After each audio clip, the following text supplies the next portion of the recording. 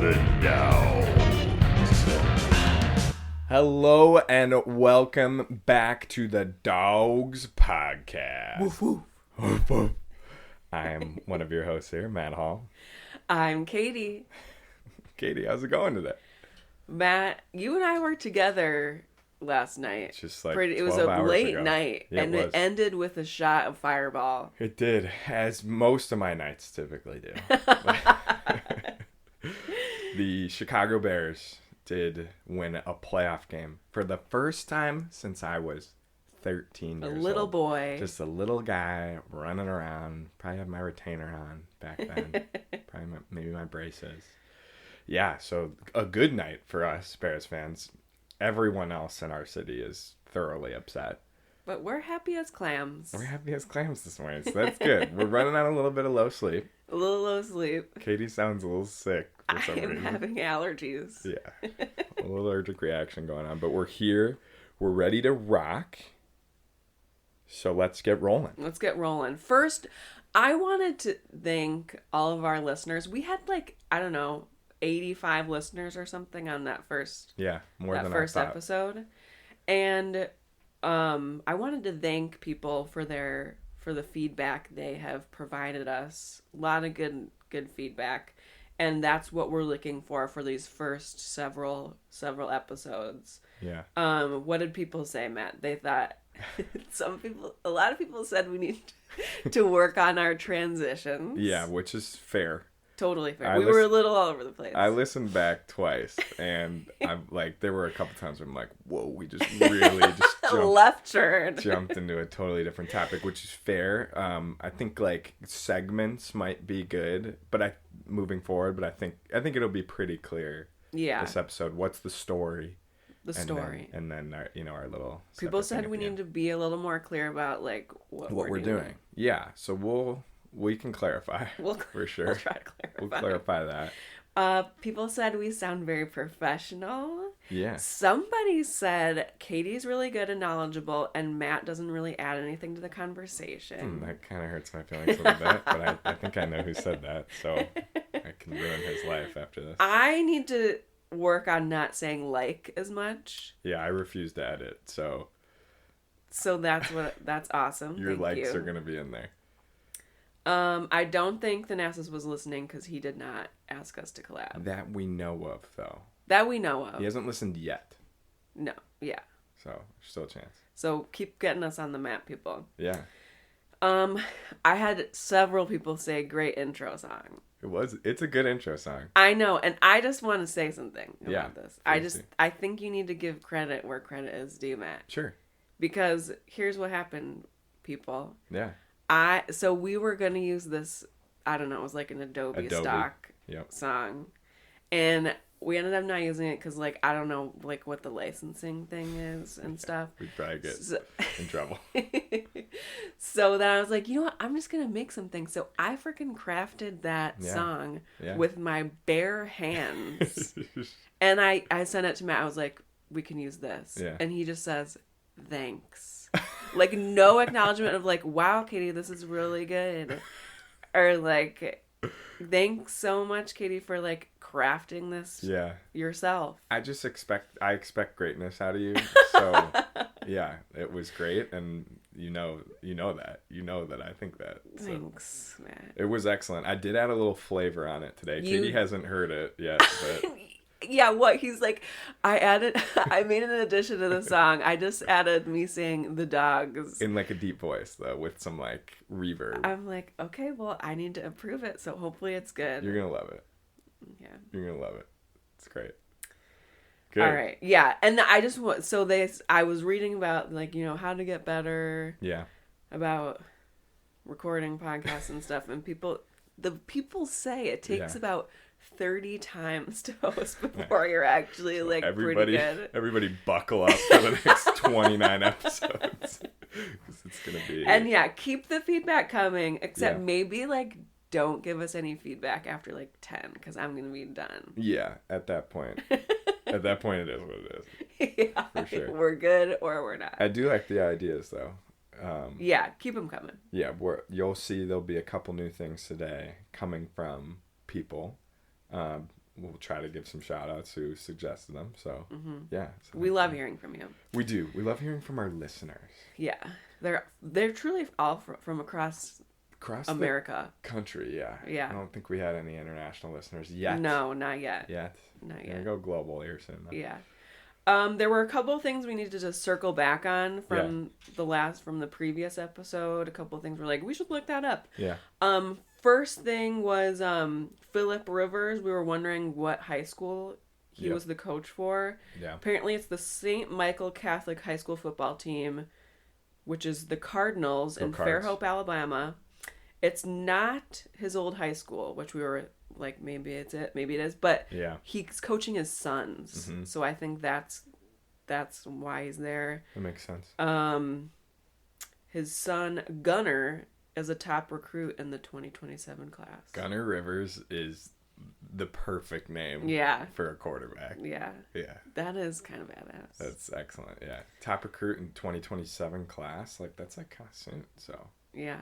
Nice. Yeah. We also were talking a lot about Giannis, and we were questioning like what his plan was. Yeah. And Matt, I'm gonna let you talk about this one because you were the pessimist. Well, here's the thing. He made his stance clear, which I just want to, and we haven't even talked about this yet. But so Giannis wants to stick around. That's what he's saying in the media. He said he doesn't want to be traded. To summarize, which is great. That doesn't mean that the Bucks won't trade him, though. That's all I'm saying. That's all I'm saying. Okay. That's it. I'm glad that he feels that way, but you know that like it's a business or whatever, and blah blah blah. Yeah. I guess. I'm saying it's awesome that he's saying that. That's good. It's good that Giannis wants to stick around. That's awesome. To read the quote verbatim of what he said. Yeah. He said, "There will never be a chance and there will never be a moment that I will come out and say, I want to trade. That's not in my nature. Okay?" Okay. So yes, but he just said he won't say it. That doesn't mean he doesn't feel it.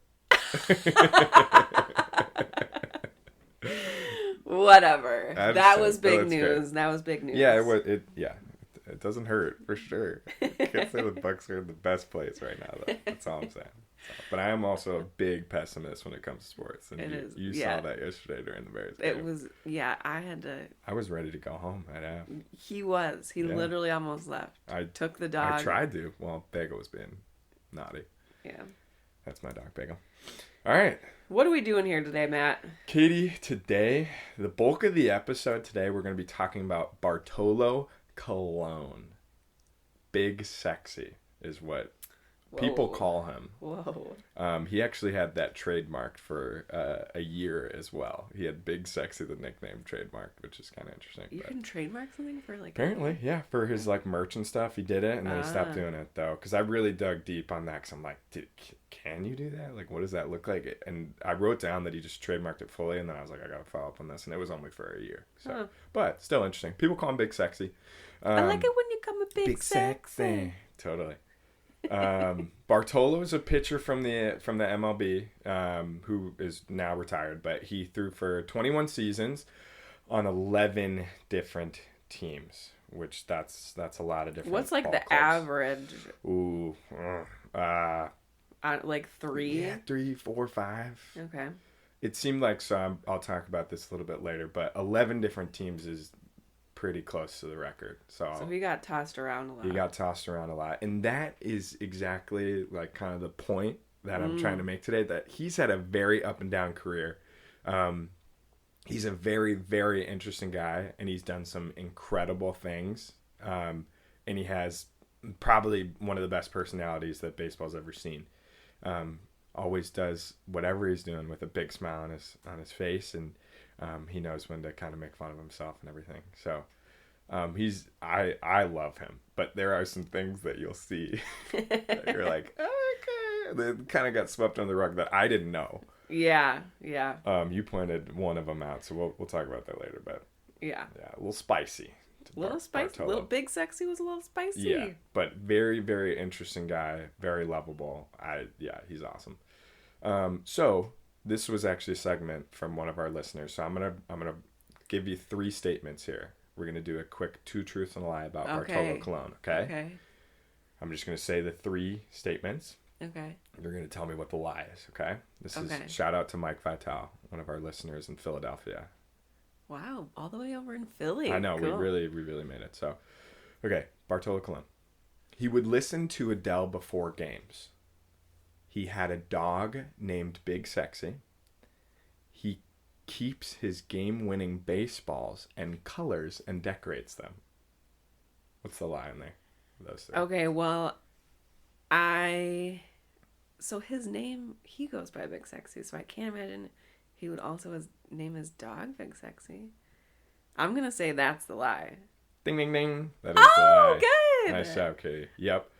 As far as I know, he does not have a dog named Big Sexy. But he definitely would listen to Adele before games. I saw that everywhere. Apparently, he's a big Adele guy, which kudos to him. And also, what a cute little thing. He keeps his game-winning baseballs. He kept all of them, and I think he won 250 games plus. And he colors and decorates them. They said colored pens and signs and numbers and whatever. So, okay. So yeah, that's just to give the high-level overview. But we're gonna dive in here to Bartolo. Okay. Buckle up, because it truly is a wild ride, and it's kind of all over the place, but we're going to do our best here. So we're going to start with his early life, right? So Bartolo grew up in a town called Altamira in the Dominican Republic. So he's from the Dominican Republic. And for several years, I saw it was from ages 9 to 5, he actually worked alongside his father, Miguel, and they harvested coffee beans and fruit. So seems ages 9 to 14. Sorry, what did I say? 9 to 5? 9 to 5. Working 9 to 5. What a way to make a living. And that he did. Wow. Thank you for the correction there. That would have been unreal. Okay, so thanks for that. I'm not editing that out. Ages 9 to 14. So he actually credits his childhood job with just the overall development of his strength. It seemed like kind of long hours, a lot of hard work. It is kind of, once again, one of those things where, and we highlighted this last week with Giannis, right? Mm-hmm. Kind of coming from what appears to be very little, Yeah. He didn't have electricity. He didn't have running water in his house. And he also didn't start playing baseball until he was 14. So it seems like once he was done with his coffee beans and fruit harvesting, he went into baseball. So, and if you think about it, most kids, especially in the U.S., they're ready to rock in t-ball at the age of 4. I started playing t-ball when I was 4. Yeah, that's a great point. So he didn't have those developmental years. 14, and we're going to talk about this in a second, but then he started in the minors at the age of 20. So only 6 years of baseball before he's in the minor leagues, Wow. So one other super fun thing about his childhood, he had a donkey named Pancho. Oh my growing gosh. up. And he actually, so this is later on, so I'm going to jump here a bit, but he built a training complex with a statue and a mural of Pancho, the donkey. And Colón said he learned his work ethic from Pancho, his donkey. Was it Pancho or the coffee beans? He said both of these things. I guess it can be both. According to some articles. And he would actually ride Pancho to the baseball field in the DR. So shout out Pancho. I mean, without Pancho, who knows where Bartolo would have gone. Oh. Yeah. Thanks, Pancho, for your service. Yep. So that's Bartolo's childhood. Here we go into his kind playing career. Tumultuous, up and down playing career. So he played for 11 different teams, like I said, a lot of back and forth. There's a lot of these one-stop shops for 1 year each, which, I feel like a question that might come up for people, is that common? And I would say probably not, for the most part, it seems like guys, at least if they're pretty decent, they're finding a home for a little bit, maybe 3, 4, 5 years, maybe longer, and then maybe going somewhere else once they're a free agent, right? So the one-stop shops is definitely not necessarily the norm. So 11 teams is tied for 4th in MLB history. Wow. For most. Edwin Jackson and Rich Hill are tied for 1st with 14 different teams. Do you remember either of those guys, Katie? Nope. Yeah, okay. They were both Cubs, but very short periods of time. I just wanted to mention that. What do you got, Katie? I wonder, I mean, maybe I'll talk about this, but Yeah. what about a player, makes them so tradable? I think a lot of it is contract, just whatever contract you're signed up for, right? Like if you have 1 year, right, on a contract, like you're probably more likely like, hey, we only have this guy for a year. Yeah. If the season's not going the way that we thought it was going to, and this person's good, they have a lot of value to get some return. Like we only have Bartolo for a year. Mm-hmm. So let's trade him so we can get a bunch of guys who might be here longer term on longer contracts. Yeah. Does that make sense? Yeah, I gotcha. Yeah. Or also on the contrary too, like if it's not really contract related and it's just play style related, like you'll see he had a couple one stops where he just did not play well, and it was like, okay, we can't keep him, get rid of him, and then he goes somewhere else. Someone else takes a chance on him. So we'll see that later on in his career, but we're starting off with Colón signed with the Indians, which they are now the Guardians. So in 1993, he signed for $3,000, and he was also sent home 3 separate times just from MLB teams at the beginning for being pretty much too short, essentially. That's what it sounded like. The Dodgers and Royals also told him the same thing. But How tall is he? Man, I wish I wrote that down. He's short. I'll short. look it up on Also, we're Wi-Fi list for this episode, so everyone knows. We're off the grid. We're off the grid. Wi-Fi is down. I'll try to look on my phone. Yeah, try to look on your phone. He's shorter, but I didn't think he was like crazy. Maybe he's like 5'8", 5'9". But while you look that up, so right, he's signed in the minor leagues. He's with the now Guardians. 1993. What? He's 5'11". Oh, that's really not that short. For a pitcher, that's short though. Oh, really? Like, yeah, I think a lot of pitchers are pretty tall, so that doesn't totally surprise me. But that is interesting. It says he was famous for his surprisingly compact build. Yeah, and we're gonna highlight that very shortly, actually. So hold that thought. Okay, sorry. No, that's good. That's good to know. So with his blazing fastball, he had a very fast fastball. Colón rose quickly through the minor leagues. Baseball America ranked him as the number 14 prospect in the MLB heading into his rookie season in 1997, the year I was born. So the best year this world has really ever seen. These are some big names in the MLB. He was squeezed between Scott Rowland, who's pretty much a legend, and Derek Lee. I know that guy. Yeah, you do. And just real quick too, so Scott Rowland's final major league season was 2012. Derek Lee's was 2011. So that's who Bartolo Colón's like ranked in between. He was also the 4th best pitching prospect. Ahead of him, another Cub legend, Kerry Wood. Kerry Wood. Yep. So Kerry Wood, Aww. and then Matt White and Chris Benson. I don't know who those guys are, but he was the 4th best behind those 3. He was the Indians minor league player of the year. He led the entire circuit, so everyone kind of in the league there with 152 strikeouts, and he was also shut down early. So he probably would have had more. Why was he? What do you mean he was He shut had down an early? elbow issue. Oh. Yep, at the end of the year. So just saying that because he probably would have had more. So he was pretty electric to start out here in the minor leagues. And here's that compact thing that you mentioned. Bartolo's a bigger guy. His weight became a pretty early concern in his career. He signed a 4-year extension with the Indians, now Guardians, in 1999. The club actually had an incentive clause in their contract, giving him $12,500 each time he weighed 225 pounds or less during his 4 weigh-ins each season. That's so, a pretty good incentive. yeah, Or, I mean, it would be for me. Make some buco bucks off, losing a couple LBs.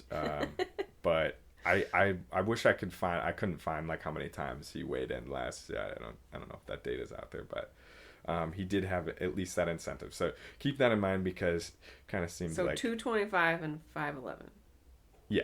Well, I don't know if he actually weighed 225, but that was the goal.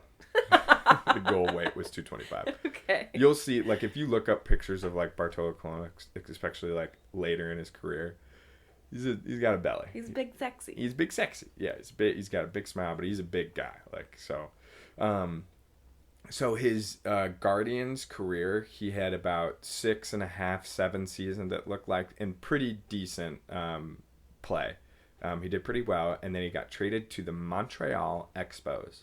And I want to highlight some of the names in this trade because you can tell that Bartolo was like a very valued player at the time because some of these names end up being kind of legends in the MLB. So Lee Stevens, Brandon Phillips, Grady Sizemore, and Cliff Lee were all traded for Bartolo Colón.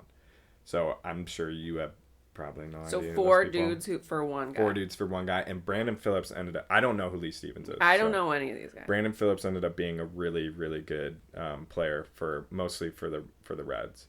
Grady Sizemore, solid outfielder. Cliff Lee, really, really good pitcher. So ended up getting some pretty good value out of the trade for the Guardians. But... yeah, the Expos got...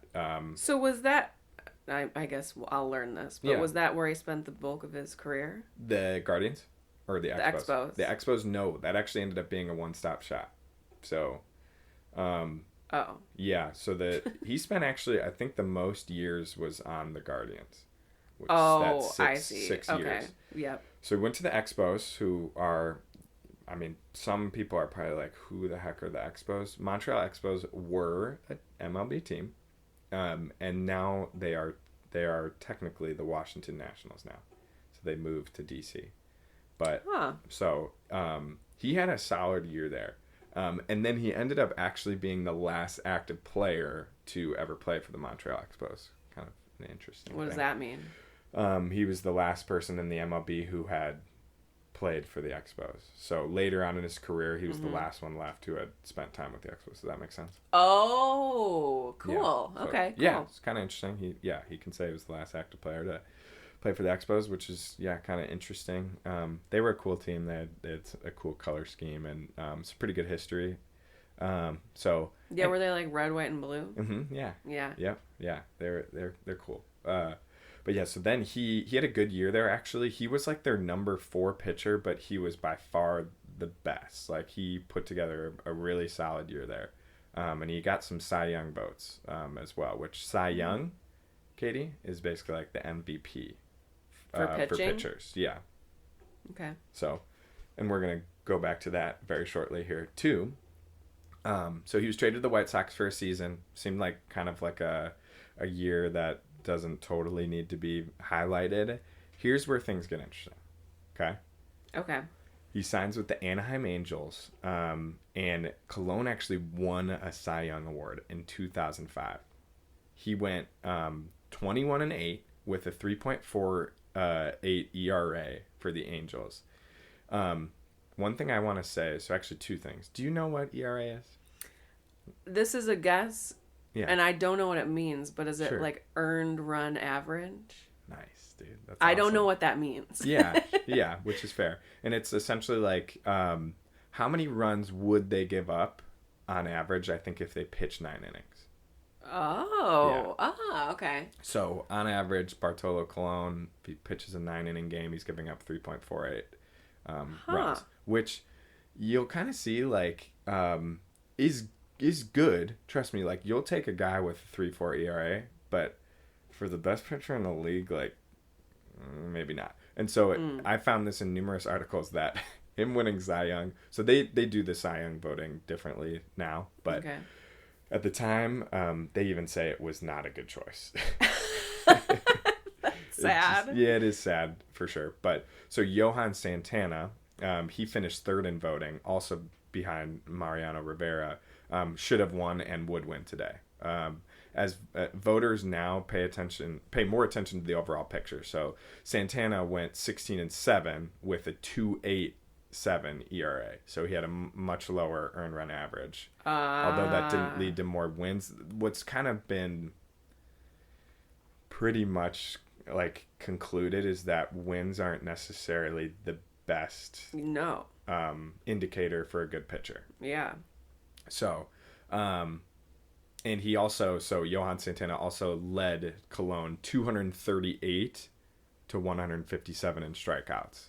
and he allowed 16 fewer runs while pitching 9 more innings. And he had a 7.2 WAR to Colón's 4.0 WAR. What's a WAR? Please Matt? don't make me explain WAR.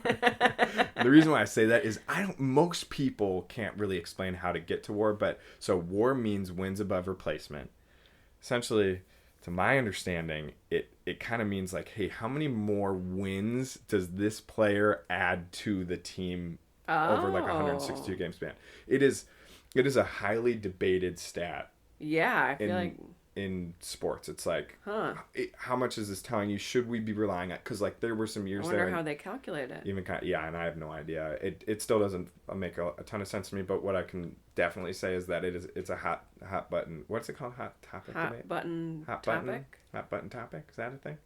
Sure. Yeah. It's people are debating whether or not, like, hey, should we put this much weight on this stat? Like, because people are now like, oh, this guy's a 10 WAR, should definitely be, and like, it's like, oh, maybe, I don't know.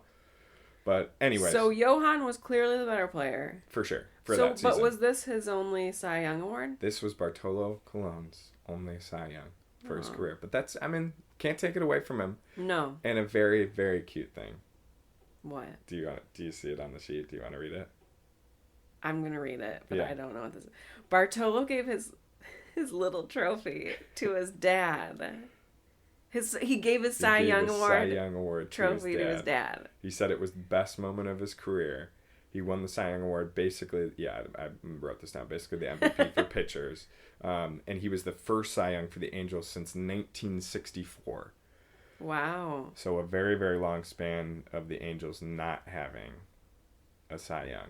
And Bartolo got it done. And he gave it to his dad. Which is awesome. Miguel, who he was out harvesting coffee beans and fruit with early on in his life. That's beautiful. It is beautiful. Full circle. So here's where things get crazy, Katie. Because so he had that obviously incredible year, and that he played with the Angels for 4 seasons, but he had some injury issues, and truthfully after that Cy Young season, like if you look at his baseball reference page, which we talked about last week, showing the stats, it's a pretty steep decline. So he actually signed a minor league contract with the Red Sox. So he wasn't even playing well enough for a team to say, hey, yep, you'll play on our major league team. So he signed with the Red Sox minor leagues, and he got called up relatively quickly, though. And he did pretty decent in his 7 starts. Signed back with the White Sox, so he's back in Chicago, dealt with more injuries, and then he went to the Yankees. So you can see, like, over those 3 years, like, bam, bam, bam. What the heck? Different teams. Signed a major league deal with the Red Sox. Minor league deal, yeah. Minor league deal with the Red Sox. Yeah. Then got called to the White Sox? No, got called to the Red Sox major league team. Oh, okay. Pitched 7 games, pitched pretty well. Then he signed with the White Sox. Oh, I see. Okay. Yep. But that was a shortened season with the White Sox. And then he signs with the Yankees, New York Yankees. He's 38 at this point. That's pretty, you're getting up there. Wow. And the reason why I want to highlight that he's 38 on the Yankees, because there's a lot more to go here.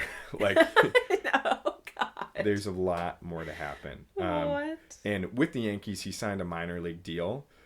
He was competing for a spot on their 35-man roster. And I highlighted this. Despite coming into camp 30 pounds overweight, he made the roster.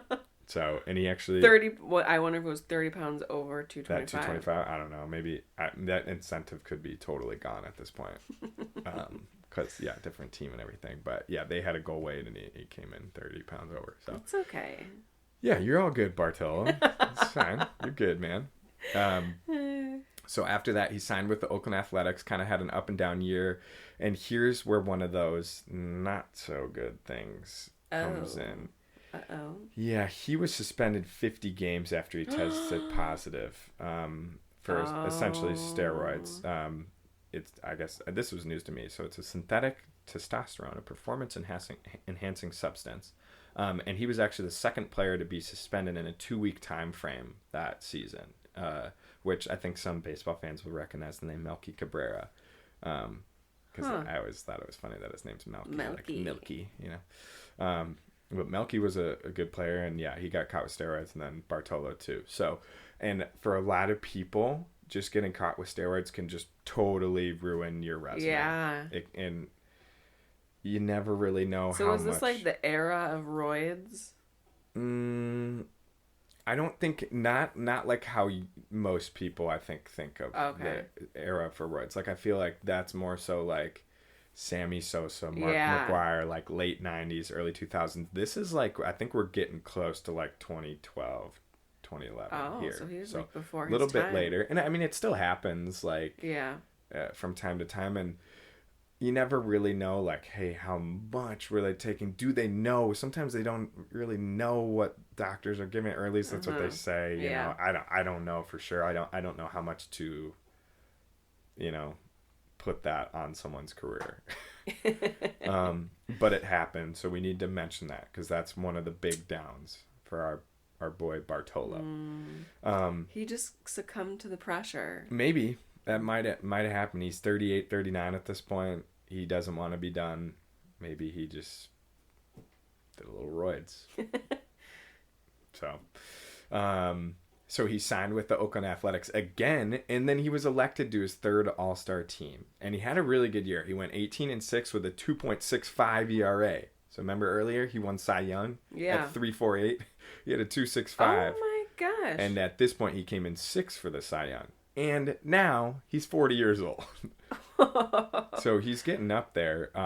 Most players, I would say, and it's a little bit different than pitchers. I feel like pitchers have like maybe a little bit more tenure, a little bit more time. But a lot of people don't make it past 40 for their career. And buckle up, Katie. We're not done yet? We're not done, and actually it's about to get super interesting. I feel like I feel like people my age, around 28, like this is the Bartolo Colón that they remember, is when he signs with the New York Mets. Signed a pretty decent deal, right? He just had this good year with the Athletics, so he kind of earned this contract, right? 2 years, $20 million. This is so awesome. So, I'm sorry. I just think everything that's about to come here is fun. Like, I hope everyone's smiling right now, because get ready. So I'm smiling. Bartolo was not known as a hitter, right? At all. Like, probably one of the worst hitting pitchers. Pitchers are historically kind of bad at hitting, right? But he's really just, it's not it. Okay, dumb question from Katie time. Yeah, hit me up. I thought pitchers didn't have to hit. You're right. They don't anymore.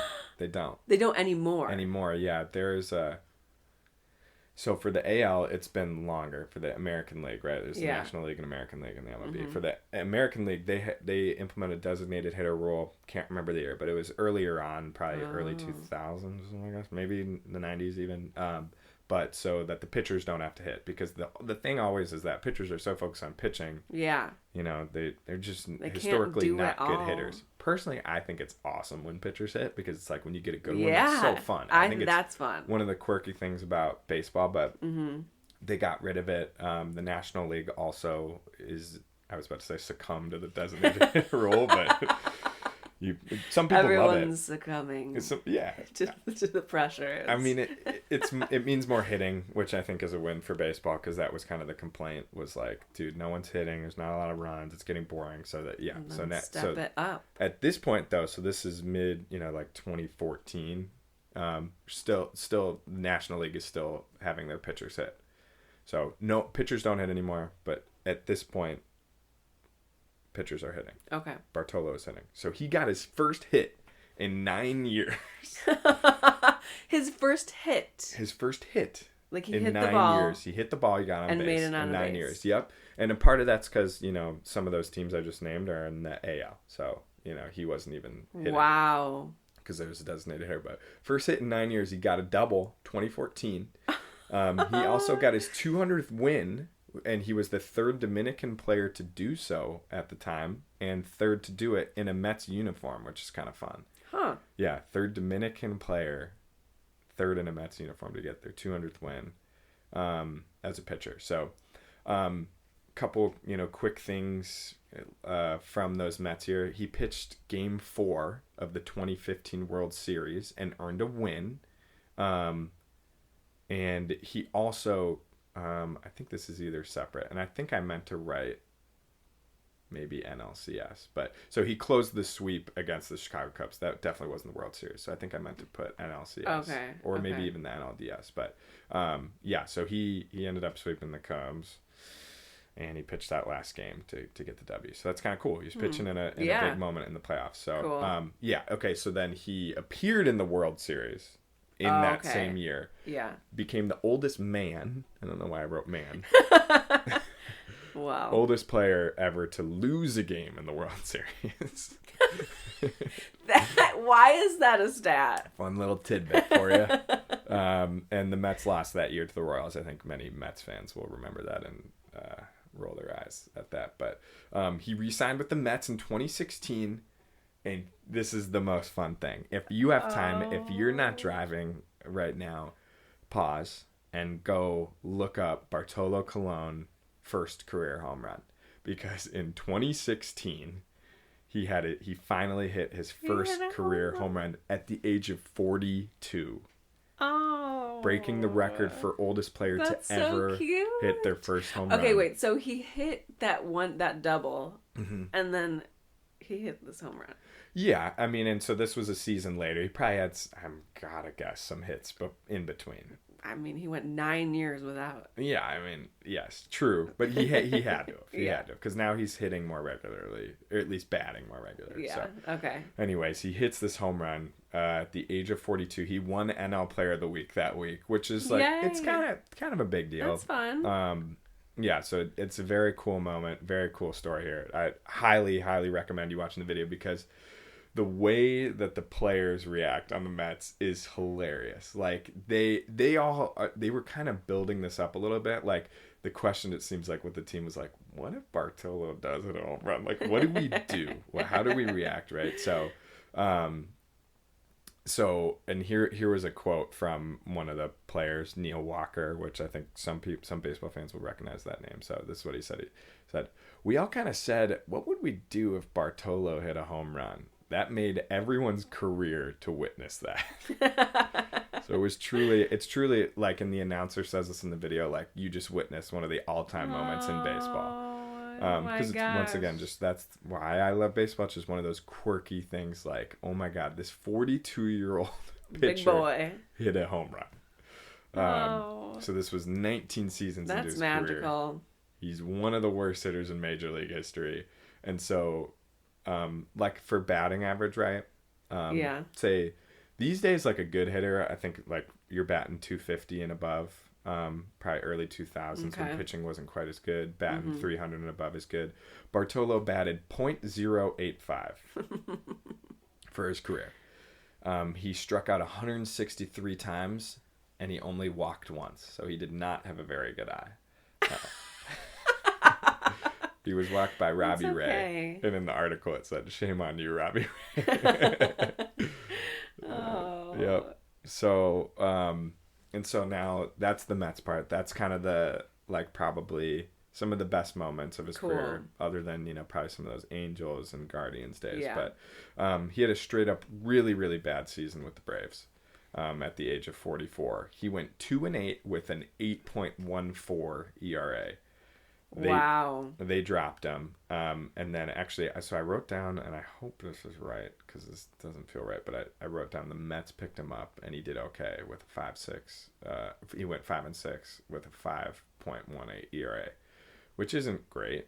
I do want to double check that Mets thing. That doesn't sound right in my head. What? The fact that he signed with the Mets after the Braves. So maybe look that up while I keep going here, because I don't remember. I'm going back to the Mets, but I could be wrong. So with the Twins, he became the 18th pitcher to record a win against all 30 MLB teams. He beat the Diamondbacks when he was on the Twins. So he became the 18th pitcher ever to record a win against every single team, which is no easy feat whatsoever. What do you got? It says, no, the New York Mets did not sign Bartolo Colón after he played for the Braves. So I think I meant Twins. The Twins? I think I meant Twins, yeah. So I'm glad you looked that up. Yeah, because that makes sense, because then I just said that the Twins. Yeah.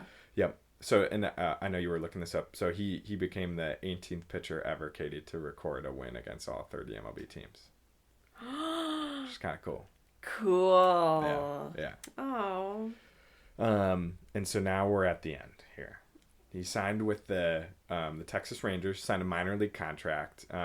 He was released, and then he signed another minor league contract with the Rangers again.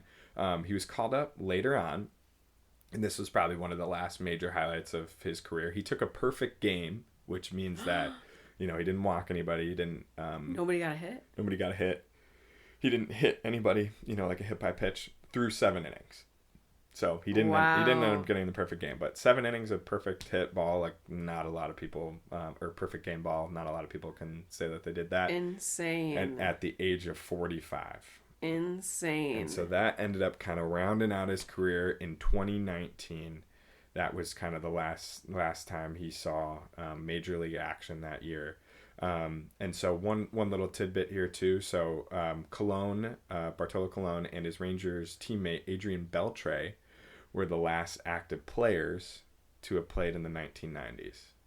So kind of fun. They were on the same team. Both older guys at the end of their career had seen the 90s. So now nobody's seen the 90s anymore, obviously at this point. But he was the 16th pitcher ever since 1900 to pitch at 45 years or older. And then just one last thing on his career. So Gleyber Torres hit a home run off him in 2018. And Gleyber was 3 months old when Colón made his debut in 1997. Wow. Yeah. Wild. So that is what a crazy career. Just this last part, okay, so he took the minor league contract with the Rangers, got released, signed on another minor league contract, got called up, pitched the perfect game. Almost. Well, he didn't end up pitching a perfect game, but he took a perfect game into the 7th inning, that's at 45. At the age of 45. Wow. Yeah. So just gotta sit with that a second. Sit with that for a second, people. I mean, I feel like if I'm a listener, even saying all this, I'm all over the place. All over the place. He went on 11 different teams, some really, really good years, some really, really bad years. This whole thing about his weight, this whole thing about his, personality, being this fun-loving guy that, that people get attached to. Is it that common to go, be going up and down and between the minors and the majors that often? That's a good question. Not really. I mean, early on in your career, it's not atypical to be brought up, do poorly, get sent down. Later on in your career, that seems kind of crazy. A little bit more unique. It's usually hey, if you're well established, you stay up. But I mean, if you're pitching into your 40s and you still want to get after it, maybe. Wow. I know there are some other pitchers like that guy that I mentioned, Rich Hill. He's another example of someone who kind of got sent down, brought back up. He actually pitched another game at the age of 45, which technically made him now the oldest pitcher to ever pitch. Thinking the modern era at the age 45 and whatever days, he ended up beating Bartolo because he pitched a game against the Cubs. Keep bringing up the Cubs. Yeah. When he was on the Royals. And then I think he pitched one more game. But anyway, so that's Bartolo. A lot of up and down, a lot of craziness. Wow. I hope you enjoyed that ride. There is an asterisk. There's a not so fun fact. Do you want to? I don't want to make you read it if you don't want to. No, I mean, because we got to. So I looked. When I looked, I was like, "Who is this guy?" Yeah, because you didn't know who that was. I didn't know who he was. Yeah. One of the first things that came up was that. Okay, well, first of all, he was married to his wife, or is maybe still. I think still with his wife. Yeah. He's married to Rosanna. They have 4 sons. They met in the Dominican Republic when he was 13. Cute. However, in 2015, someone sued him looking for child support for her son and daughter who were fathered by Colón during his marriage. So he secretly had another little side family. Yeah. And then they agreed to the deal that included child support payments. So he did have a little side family. Who doesn't? Just a little one. Yeah, we've all been there, Let's be grown-ups here. He's big sexy. He's big sexy. Yeah. So it has to be mentioned because, when I was thinking about doing this, I was like, everything is perfect about this guy. He's such a lovable guy, up and down, fun story. And then I was like, oh, steroids. Didn't know that. Steroids. And sad family. So keep that in mind when you're thinking about Bartolo. Doesn't take away from a wild career. Yeah, doesn't take away from such an interesting story. Yeah. But definitely Just puts a little bit of tint on me, like being like, this guy's awesome. Yeah. But I still think probably. I still think is overall interesting. Am a I okay unicorn. to say that? A unicorn. A true unicorn. So I got some more, some quick tidbits for you here. Do you want to go back and forth on these? Yeah, I'm ready. Okay. So he has 247 career wins all time, which is 51st all time. So of all the pitchers that have ever pitched in the MLB, 51st wow. in all-time wins. So once again, like of all the ups and downs, like he's still got a buttload of wins. Still got a good chunk there. Yeah. He's the all-time Latin American leader in wins and was one of the oldest pitchers to pitch in recent history. Which we highlighted. Weird thing, too, which I saw everywhere, he actually threw harder as games went on. That's very unique. Most people, like you see their velocity, miles per hour tick down because they get tuckered out. Bartolo saved some gas in the tank and ended up just hucking heat later on in the game. He had an incredibly low wild pitch rate. He was famously going years without throwing many. Yeah, so not a lot of wild pitches. And not getting wild. He's pretty consistently around the zone. Does that mean just like... Not like past the catcher. Oh, where the ball gets okay, away. Yeah. okay. Ichiro Suzuki, who we actually mentioned briefly in the last episode, faced him the most. So I just always think this is interesting when you think about like guys who are in the league for a long time. Like Ichiro's in the league for a long time. Bartolo was too. He faced him 118 times. Like, so imagine like facing the same guy 118 times. Like you kind of get to know, both sides for the batter and in the pitcher. You kind of get to know what's coming. So Ichiro ended up batting 299, which is pretty solid, with 3 home runs. And Ichiro did not hit a lot of home runs. So 3 home runs against Bartolo. Kind of funny. That's cute. Yeah. He's a 4-time All-Star, played for 21 years, 11 different teams. And crazy. this last one's my favorite. You go ahead. You read it. Okay, so he only kept his helmet on because he hit so hard and he couldn't really find a helmet that fit him great. He only kept his helmet on for 4.4% of his swings. So that thing was just always flying off. It was always flying. Yeah. When he was swinging. Yeah. Just imagine like that would piss me off as a pitcher. Like you pitch it, like throw a pitch, helmet falls off. Throw a pitch, helmet falls off. Like it's like that's what I picture, like a little league kid. Oh my god. So, and I will say that a little bit with a caveat because we did see that in a couple different places, but like the percentage kind of varied a little bit. Yeah. But let's just say his helmet stayed on a very low percentage of his swings. So lovable. Very lovable guy. That's Bartolo Colón. That's what we were here to talk about. Let's talk about the big dogs of the week. The big dogs of the week. What's this segment again? Remind the people, Katie.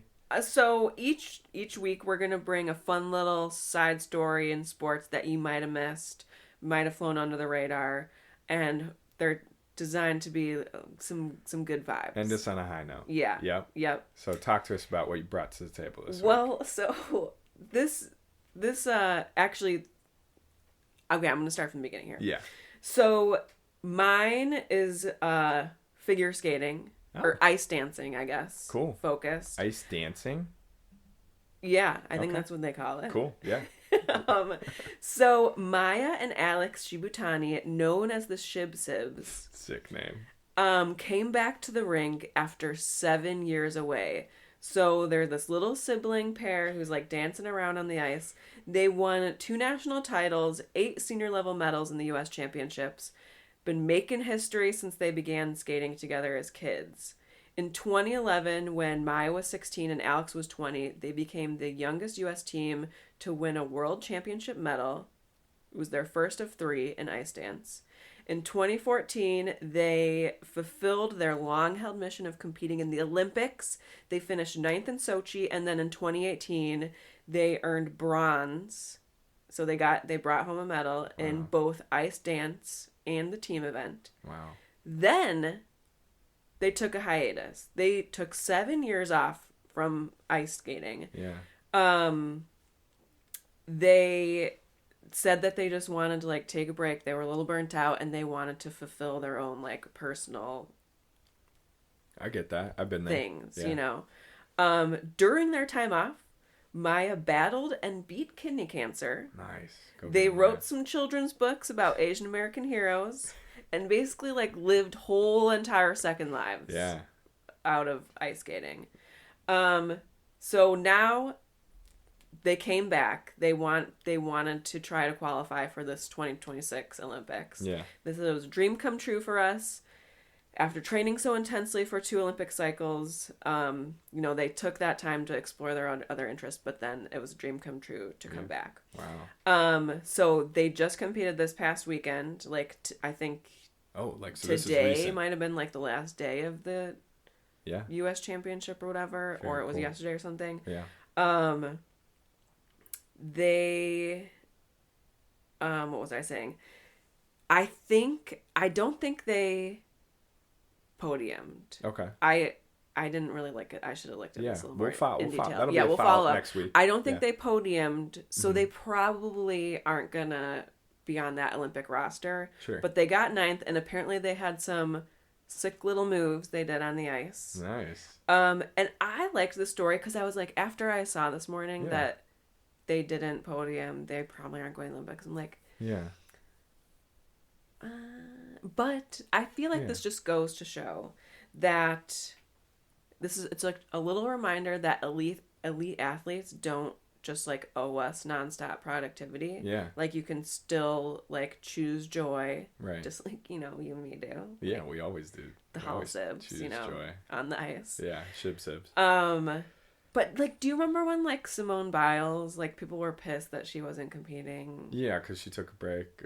And, Wasn't she like, having what- mental? Yeah. Yeah. Like she got the like whatever Remember that that. thing was when it's not like the spins, but Yeah. like is it called the spins? I know what you're talking about. I remember this exact thing.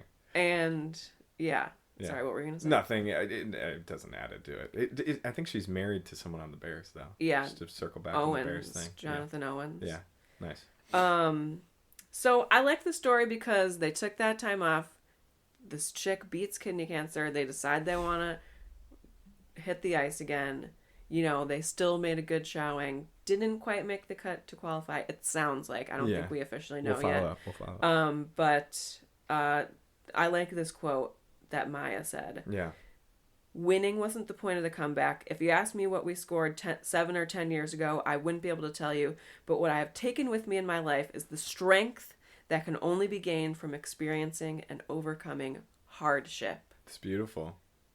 I mean, Yeah, I'm getting a little teary-eyed over here. Bartolo Colón, he overcame A hardship, lot of hardship. came into greatness. Yeah. Second families. Second family, out everything. Everything. Checked all those Exactly. boxes. That is a really cool story. Imagine like being a pro athlete and stepping away for that long and then coming back. Getting cancer and like Yeah, beating yeah. I mean, and like for figure skating too. yeah. Like that just seems like another level of this. I can't imagine how whatever the process is of staying in that shape, in that coordination that's something that is so beyond me. I would have just gotten too fat. Me probably, too. And like my partner couldn't pick me up. Put me on the ice right now would be horrible. It'd be horrible. We don't do well on the ice. No, we don't. I've Yeah. gotten stitches on my chin a couple times because of It was my fault. but yeah. Yeah. Cool, fun sibling story, just like us. Yeah, no, that's awesome. Appreciate you bringing that to the table. One last thing on that, I think it's cool that she also said, I just like if you asked me what I scored 7 or 10 years ago, I wouldn't be able to tell you. Yeah. That's just like a little reminder, like, hey, if you're having a bad day, you're probably not going to remember No. this and No. however You many years. remember how everything made you feel. Yeah. Someone, I forget whose quote this is, but I think Dad said it to me, but it only matters if you make it matter. It only matters if you make it matter. Yeah. So Yeah. just talking It's all about about, like, the results, your perspective. Exactly. So beautiful. Not to confuse people with this segment, but I want to talk about sports dogs. Sports dogs. Sports dogs, yes. So this podcast is not supposed to be about actual dogs, but today it is a little bit. Cool, at cute. least for my story. So, yeah. So I don't know if everyone's aware of this. I feel like I've become a little bit more aware of this the last year or so, but a lot of teams are more consistently actively supporting or having like an official service / emotional support dog as a part of their organizations. Like for the players? For the players and for the dogs. It's for both. Oh, okay. Because their teams, organizations are partnering with nonprofits like America's Vet Dogs or Canines for Warriors. And the dogs are meant to be around the team to provide comfort, reduce stress, and boost morale, and occasionally becoming viral sensations. So I have a couple I want to highlight, and then one I'm going to dive into a little bit further because it ties into last week, and you and I are all about, full circle, just tying things together. Love the full circle moments. So a couple examples here.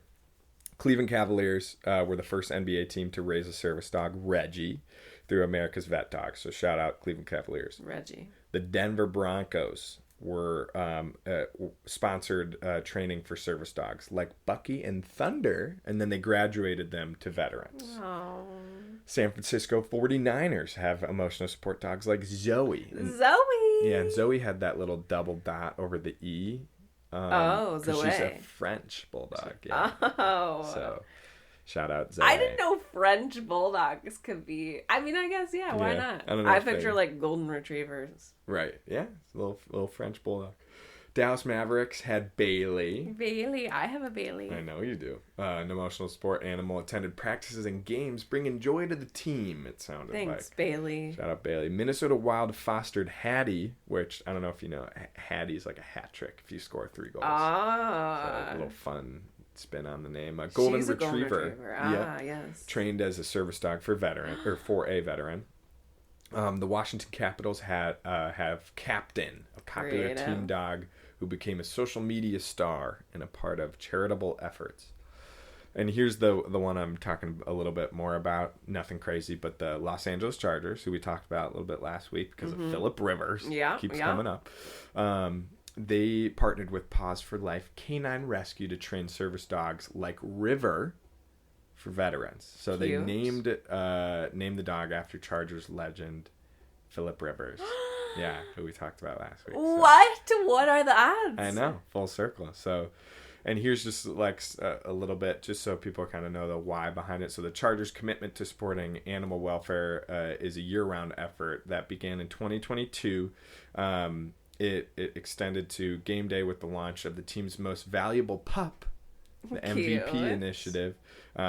So this was from a couple years ago. So just know that it's a little bit later. Now it's probably the 3rd season. But so at the time, now in its 2nd season, the MVP highlights local animal shelters and or rescues by inviting their staff and volunteers to attend games with dogs looking for their forever homes. Fur isn't fur. The goal is to raise awareness for the importance of pet adoption and fostering. To date, and once again, this is from like a year or so ago, but 25 shelter and rescue dogs have been featured at 10 Chargers home games as an MVP, most valuable pup.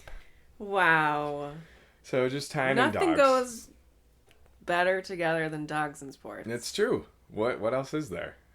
There's really not much more in life. So no. That's the dogs. That's the dogs. I love that. Or big dogs of the week, sorry. I wonder if any Wisconsin or Milwaukee teams have I don't know. an MVP. I'll be honest, like when I was doing this research, like it seemed like the summary was like 8 or 9 teams so far, but there could be more. Yeah. It sounds like this might be the beginning of something. Yeah. So you heard it here first, You heard folks. it here first on the Dogs podcast. The dogs. Yeah. Wow. What an episode. What an episode. We This really was a good covered one. a lot. This was a good one, yeah. From dogs to the Shib Sibs to Bartolo Colón's up and down career. It's been fun. It has been fun. I learned a lot today. Thank you, Matt. Yeah. So another episode next weekend. Is that what you're thinking? I mean, yeah. I think, are we on I feel like we're on a cadence of coming out with these every Sunday, hopefully. Yeah, hopefully. So hopefully that's what you can expect. If you're like waiting and you're not getting it, you can pretty much expect it's coming. It's coming. Weekend. And it's coming probably on a Sunday for the most part. Probably on a Sunday. Yeah. We'll miss a weekend here or there. I know it because one of us is going to be out of town at some point. Yeah. I know. Yeah. Yeah. Yeah. Yeah, so thank you to our listeners. Please, if you had like any fun today listening to us Babylon, Yeah. please send it to your friends. Yeah. And send it to your family. Get us around. Say like, hey, I've been listening to these siblings who are kind of funny. I think you might like them. What the girl says a lot more valuable. A lot of value brought from things. Katie. Right. Matt's just kind of there. He's just kind of there. Yeah. But like it's still valuable to listen to them. Anyway, Yeah. be sure to either hit follow or subscribe. Yeah. So you're getting those episodes every week. Rate us too. Yeah, rate us. Maybe like think throw you a can- comment. I or think something. you can add. I think it's like out of 5 stars on both Spotify and Apple. Yeah. So So far so good. I don't know if you so saw far that. so good. Try not to break our perfect streak. Yeah, I mean, I think we're all 5 so far. But Someone's gonna rate us. But one let us now. know what you think. Yeah, we want to hear from you. we do. And hot off the press, we have an Instagram account too. I think it's the Dog Sports Podcast. Yep. Is the handle. Run by our Follow social media us. chair. I am posting pictures from our childhood every week. Yeah, They're funny. that was a good one last week. Just wait for this one. I'm excited. This is a classic Katie and Matt. I'm excited. I think I Childhood know picture. exactly what photo it is, actually, just based on you saying that, but I'll save that to myself. Okay. Yeah. So throw it a like, throw us a follow. Yeah. Thank you for being here. We've had so much fun. Yeah, and thanks again for those who have reached out with feedback so far. Yeah, We've keep it coming. gotten a lot Keep of the good love coming. Tidbits, yeah, for sure. All right, so that's episode 2 in the book. Under the belt. Right on. I'm excited for next week's topic. Next week's gonna It's be fun. good. We're going football. We're going football. Yeah, we're going football. We're going so football. we're hitting. We got basketball. We got Yeah. baseball. We're hitting football next week. There's a fun personal story behind next week's. An between Katie embarrassing and I. personal story. Embarrassing for Katie. But it's a good one. Yeah, a couple good guys getting highlighted It next is. week. A local legend for us. Yeah. Yeah. From where we grew up. So Yeah. tune in next week. Tune in next week. Can't wait to see ya. Yeah. Thanks for listening to the Dogs Podcast. We'll see you next week.